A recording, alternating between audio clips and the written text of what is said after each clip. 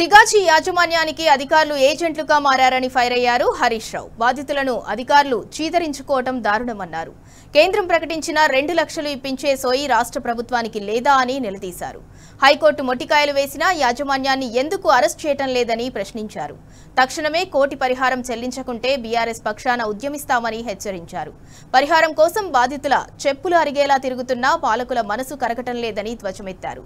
SIT వేయకుండా అరెస్టులు చేయకుండా సిగాచి యాజమాన్యాన్ని కాంగ్రెస్ ప్రభుత్వమే నిస్సిగ్గుగా కాపాడుతోందని నిప్పులు చెరిగారు హరీష్ రావు.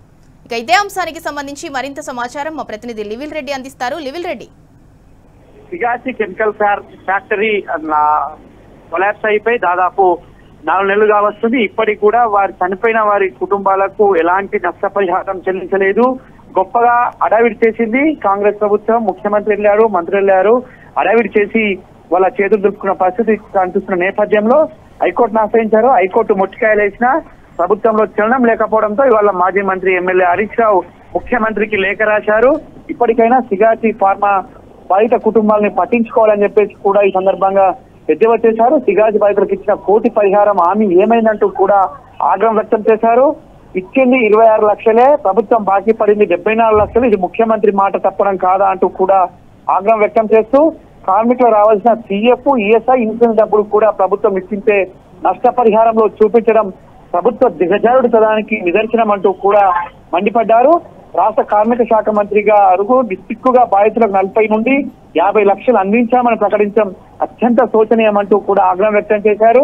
చికిత్స ఖర్చులకు పరిహారం కోత విధించడం అవమాననీయమని చెప్పేసి కూడా చెప్పారు. ఆచూకీ దొరకని 8 మందికి డెత్ సర్టిఫికెట్లు ఇవ్వకపోవడం కూడా దుర్మార్గం అంటూ కూడా ఆగ్రహం వ్యక్తం చేస్తూ సిగాచి యాజమాన్యానికి అధికారులు ఏజెంట్గా మారారు, బాధితులను పట్టించుకోవడంలో పూర్తిగా వైఫల్యం చెందారంటూ కూడా ఆగ్రహం వ్యక్తం చేశారు. కేంద్రం ప్రకటించిన 2 లక్షల పిఎం నిధి నుంచి వచ్చే 2 లక్షలు కూడా ఇప్పించడంలో ప్రభుత్వం అలసత్వం వహిస్తుందంటూ కూడా ఆగ్రహం వ్యక్తం చేశారు. తక్షణమే కోటి పరిహారం చెల్లించారు, లేదంటే బీఆర్ఎస్ పక్షాన ఉద్యమిస్తామంటూ కూడా అల్టిమేటం జారీ చేశారు. పరిహారం కోసం బాధితులు చెప్పులు అరిగేలా తిరుగుతున్నా పాలకుల మనసు కరగడం లేదు అంటూ కూడా ఆగ్రహం వ్యక్తం చేశారు. సిట్టు వేయరు, అరెస్టు చేయరంటూ కూడా సందర్భంగా నిస్సిగ్గుగా సిగాచి యాజమాన్యాన్ని కాపాడుతుంది కాంగ్రెస్ ప్రభుత్వం కాదా అంటూ కూడా మండిపడ్డారు. ఇప్పటికైనా వారికి రావాల్సిన ఏవైతే పరిహారం ఉందో అవన్నీ కూడా వెంటనే ఇప్పించాలని కూడా చెప్పారు. హైకోర్టుకి వెళ్లి హైకోర్టు మొట్టికాయలు వేసిన ప్రభుత్వానికి సిగ్గొస్తలేదంటూ కూడా ఆగ్రహం వ్యక్తం చేశారు. సిగాచి ఫార్మా దుర్ఘటన జరిగి 4 నెలలు పూర్తవుతున్న కుటుంబాల్లో ఇంకా చీకటి రోజులే ఉన్నాయి, వారిని ఆదుకుంటామని అడ్డగోలు హామీలు ఇచ్చారు. హామీలన్నీ ఏమైనాయి అంటూ కూడా ఇవాళ మండిపడ్డారు. చికిత్స కోసం ఖర్చు చేసిన మొత్తాన్ని కూడా పరిహారంలో కలపడం వాళ్ళ దిక్కుమాల చర్యగా బీఆర్ఎస్ మాజీ మంత్రి ఎమ్మెల్యే హరీష్ రావు మండిపడ్డారు.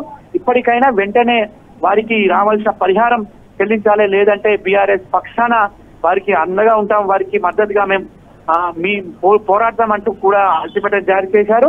ఇప్పటికైనా కార్మిక శాఖ మంత్రి గొప్పలు చెప్పడం కాదు, పని చేసి చూపించాలి, కార్మికులకు అండగా ఉండాలి. 8 మంది దుర్మరణం, అందులో డెడ్ బాడీలు ఇంకా మిస్సింగ్ గా ఉన్నాయి. వారికి సంబంధించిన డెత్ సర్టిఫికేట్ ఇవ్వడంలో కూడా పూర్తిగా ప్రభుత్వం వైఫల్యం చెందింది. ఈఎస్ఐ, పిఎఫ్ చెల్లించడంలో కూడా జాప్యం చేయడం పట్ల ఆగ్రహం వ్యక్తం చేశారు. సింధురా.